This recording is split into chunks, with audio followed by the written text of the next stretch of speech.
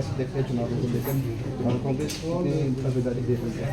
नहीं, आज मैंने जो है कांग्रेस भवन में बैठ करके जो है अपने वर्करों से इंटरेक्शन किया है और सोलन नगर निगम में कांग्रेस की स्थिति बहुत अच्छी है। वर्करों में बहुत उत्साह है और हर वार्ड में बहुत सारे लोग जो है कांग्रेस के टिकट के लिए अप्लाई कर रहे हैं।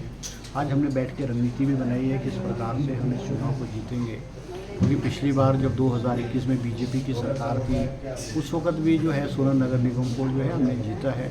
और मेरा आज मानना है कांग्रेस पार्टी जो है स्पष्ट बहुमत जीत करके अपना मेयर जो बनाएगी और हमने जो इसमें और इम्प्रूवमेंट लाने की जो कोशिश की जाएगी और बेस्ट कैंडिडेट्स को जो हम देंगे।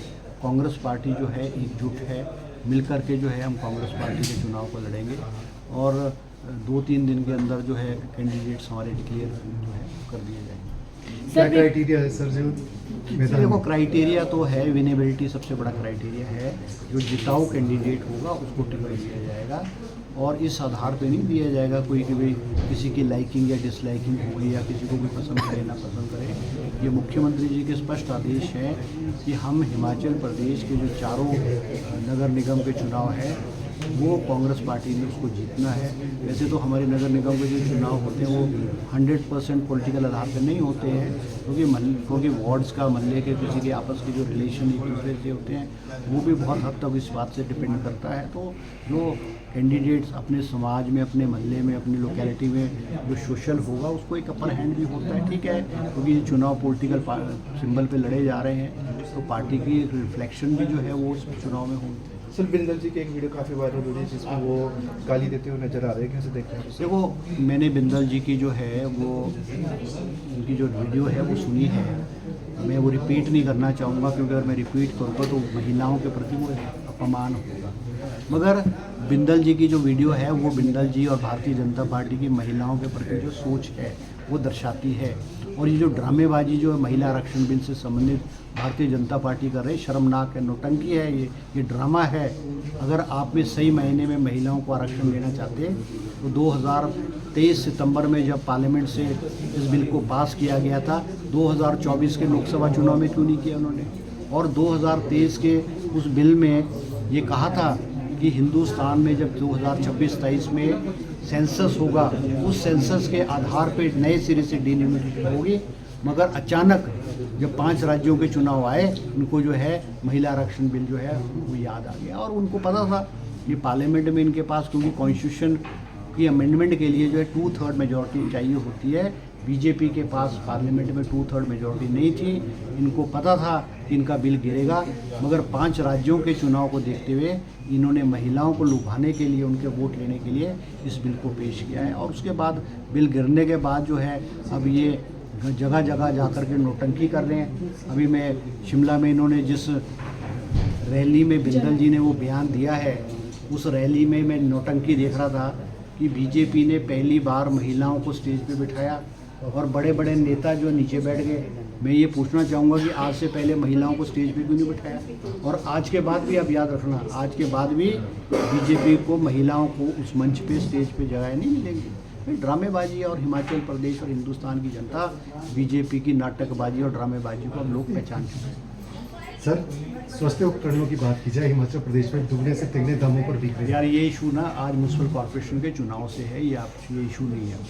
सर, विपक्ष का कहना है कि प्रदेश सरकार बार बार चुनाव ना कराने के पक्ष में है, तो इस पर क्या कहेंगे? कैसे चुनाव बार बार कि चुनाव ना हो इसके ऊपर नहीं, देखो ऐसा है, टिप्पणी करी जा रही है। देखो ऐसा है, जो चुनाव है ये हाई कोर्ट में पिटीशन फाइल होने की वजह से डिले हुए और हिमाचल प्रदेश में प्राकृतिक आपदा आई थी, डिजास्टर एक्ट लगा हुआ था, इस वजह से चुनाव को थोड़ा सा डिले करना पड़ा। सरकार जो है वो मार्च में करने की कोशिश कर रही थी, मगर मार्च और अप्रैल में स्कूल्स के जो बोर्ड के एग्ज़ाम्स होते हैं, कॉलेजेस के एग्ज़ाम्स होते हैं, उसकी वजह से ये चुनाव डिले हुए हैं। मैं आपको ये भी कहना चाहूँगा कि हिमाचल प्रदेश में शिमला म्यूनसिपल कॉर्पोरेशन के चुनाव बीजेपी ने जो 2025 में होने थे, 2022 तक चुनाव 2 साल नहीं कराए। हरियाणा में, राजस्थान में और बहुत सारे स्टेटों में कई ऐसे कारण हो जाते हैं जिसकी वजह से चुनाव नहीं होते, उसकी वजह से डिले हुए। तो ये पर्पसली चुनाव डिले नहीं किए गए। मंत्री जी, महिला आरक्षण बढ़ाना था क्या, डिलिमिटेशन कराना था, ये जो चल रहा था अभी? निश्चित रूप से जब 2023 में बीजेपी ने पार्लियामेंट से उस महिला आरक्षण बिल को पास किया जिसका समर्थन कांग्रेस पार्टी ने भी किया। उस बिल में स्पष्ट रूप से लिखा था कि इसकी इम्प्लीमेंटेशन 2029 में की जाएगी। अगर इनकी नीयत साफ होती तो 2024 के लोकसभा में क्यों नहीं कराई इन्होंने, और उसमें ये क्यों ऐड कर दिया इन्होंने कि नए सिरे से 26-27 में डिलिमिटिंग सेंसस होगा और सेंसस के आंकड़ों के आधार पे नए सिरे से डिलिमिटेशन होगा, और फिर जब ये दोनों प्रोसेस डिलिमिटेशन और सेंसस कंप्लीट होगा उस आधार पे 2029 में जो है वो महिला आरक्षण बिल को इम्प्लीमेंट किया जाएगा। और अगर मंशा होती तो 2024 में ये जो है 544 सीटों में महिलाओं को 1/3 दे करके चुनाव करा सकते थे, मगर इनकी मंशा नहीं है। आपको मैं याद दिलाना चाहूँगा 1996 में कांग्रेस की सरकार ने लोकसभा में महिला आरक्षण बिल इंट्रोड्यूस किया था और भारतीय जनता पार्टी ने उस वक्त उस बिल का विरोध किया था और वो बिल पार्लियामेंट में पास नहीं हो सका था। तो ये इनकी ड्रामेबाजी है, इसके अलावा इनके कुछ भी नहीं। ठीक है।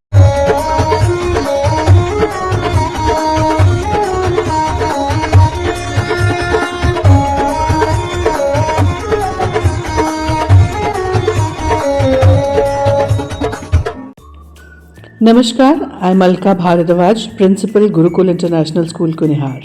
At Gurukul, we offer NEP-oriented modern education for the holistic development of your child.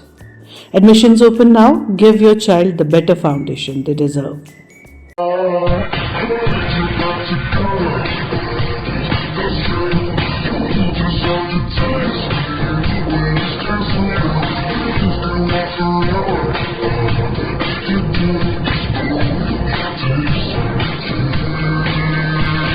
Looking for a school that shapes not just students but future leaders? Welcome to Kasoli International Public School, a world-class residential institution where learning goes beyond classrooms. With a strong academic foundation, an advanced curriculum, and excellence in sports and co-curricular activities, we focus on complete development. Nutritious food, a safe boarding environment, and experienced teachers living on campus ensure constant care, discipline, and guidance. Enroll your child at Kasoli International Public School today. Admissions are now open.